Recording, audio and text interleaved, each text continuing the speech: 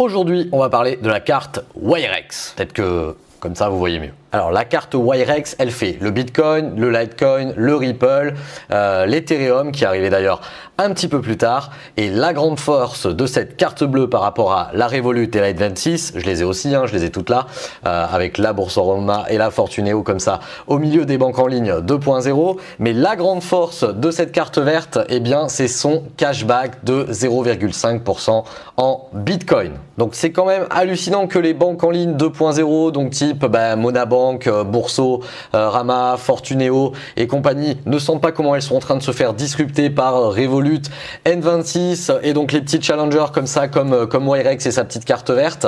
Mais le cashback Bitcoin, en gros, vous rechargez cette carte bleue avec une petite photo et la petite appli qui va avec. En gros, vous rechargez cette carte bleue de la même manière qu'une Revolut, soit avec un petit virement bancaire, soit vous tapez votre code de carte bleue normale, de votre carte bleue principale avec l'application Wirex et puis vous mettez dedans 50 €, 200 €, autant d'euros que vous voulez, je sais pas quelle est la limite. Et puis ensuite, vous allez payer avec dans les magasins et à chaque fois que vous payez dans le magasin, eh bien vous avez 0,5% qui vous est reversé directement en Bitcoin. Dans l'application qui est associée à la carte, donc moi je les aime à appeler les cartes 3.0, vous avez un portefeuille en Bitcoin, un portefeuille d'Ethereum, un portefeuille Ripple, etc. etc. Vous pouvez utiliser également le site web, ça marche pas uniquement avec l'application, et ça pour l'instant Revolut vous avez uniquement l'application mobile mais vous n'avez pas la version site web. Chez Wirex vous avez tout ça des deux côtés et ça c'est plutôt cool.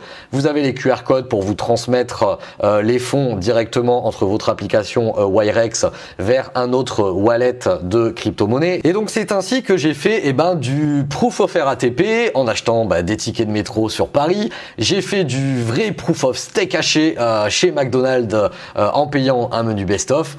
Note quand même qu'il est inutile d'essayer de commander en ligne des milliers d'euros chez Amazon parce que j'avais essayé, enfin pas avec des milliers d'euros, mais le cashback ne fonctionne qu'en paiement physique dans les terminaux de magasins. Note que un petit peu comme Revolut, il est utilisable a priori dans toutes les boutiques, mais comme Revolut, ça marche que 99% des cas. Et puis le 1%, c'est celui qui te met la honte la fois où ça marche pas alors que tu as fait le kéké avec ta carte devant tous les copains pour leur dire que c'était génial. Et quand tu arrives au moment de payer, tu es obligé de prendre ta carte bleue normale. Ça me l'a fait également sur le terminal de paiement chez le kiné. Je voulais faire un proof of massage. Et clairement, ça n'a pas marché non plus. Donc ça ne peut toujours pas être une carte bleue principale, mais il faut les considérer comme des cartes bleues secondaires sur lesquelles tu charges une certaine quantité d'euros et avec lequel tu vas faire tes dépenses, sachant que potentiellement avec l'envolée du cours possible, encore une fois, disclaimer des crypto-monnaies, peut-être que ce que tu es en train d'acheter avec ta carte Wirex te reviendra gratuit dans 1 an, 2 ans ou 3 ans. Et ça fait un petit côté, quand je paye, je joue au loto en même temps de ce que je suis en train d'acheter, qui est quand même plus sympathique. Finalement, je me suis retrouvé pendant une semaine à être comme un gamin, à être tout content d'aller acheter n'importe quoi, mon ticket de métro, d'aller payer un McDo pour voir si ma carte marchait et puis voir combien de Bitcoin j'allais récupérer dans mon application Wirex, parce que quelques secondes après vous avez la notification qui vous dit vous avez gagné tant de Bitcoin avec ce que vous venez d'acheter, et ça c'est plutôt cool. Concernant l'application mobile, elle est très bien faite au niveau des dépenses, on est au niveau à peu près de N26 et de Revolut pour avoir les trois. Je t'invite à aller voir ma vidéo sur Ledger, le Ledger Wallet Nano S, pour voir qu'on peut transférer directement avec un QR code les fonds qui sont dans ton application Wirex vers un autre wallet de crypto-monnaie.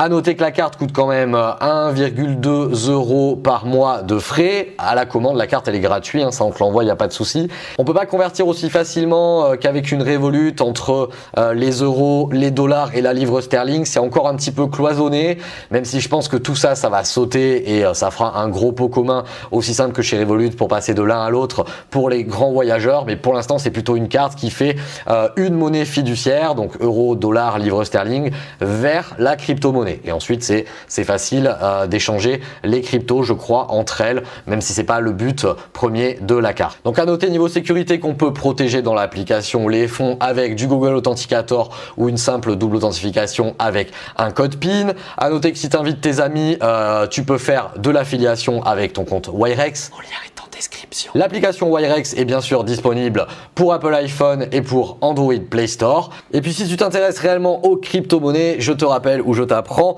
que je fais un live qui s'appelle le Crypto Live Club avec différents chroniqueurs qui changent toutes les semaines. Généralement, c'est le jeudi soir à 21h pendant 1 heure. Je t'invite à t'inscrire à la newsletter pour être au courant chaque semaine si la date c'est bien le jeudi, parce que des fois c'est également le mercredi. Et puis tu auras droit aussi aux vidéos que je mets sur YouTube avant tout le monde. Je vous invite à aller voir ma vidéo sur Revolut et sur N26 si vous ne les avez pas vues. Et puis moi je vous dis à très bientôt pour une prochain test de carte bleue. Je pense que ce sera, je suis en train de tester le changement d'une banque en ligne vers une autre banque en ligne. Donc j'ai quitté Fortublero pour aller chez Boursorama. Rien qu'au niveau interface, c'est le jour et la nuit.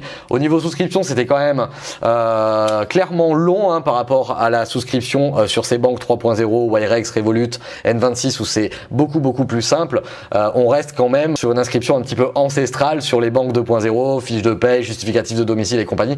C'est très lourd quand on arrive du monde de la crypto-monnaie sur le changement de banque. Mais ce que je suis véritablement en train de tester, c'est la fonction automatique pour passer d'une banque à une autre et qui prend tous vos relevés de compte bancaire, qui analyse tous vos prélèvements automatiques et qui vous les bascule sur la nouvelle banque pour vérifier que cette fonction marche bien. Voilà, je vous ferai un retour là-dessus, en tout cas de chez Fortunéo vers Boursorama. Voilà, allez, je vous laisse là-dessus. À ciao, bye bye.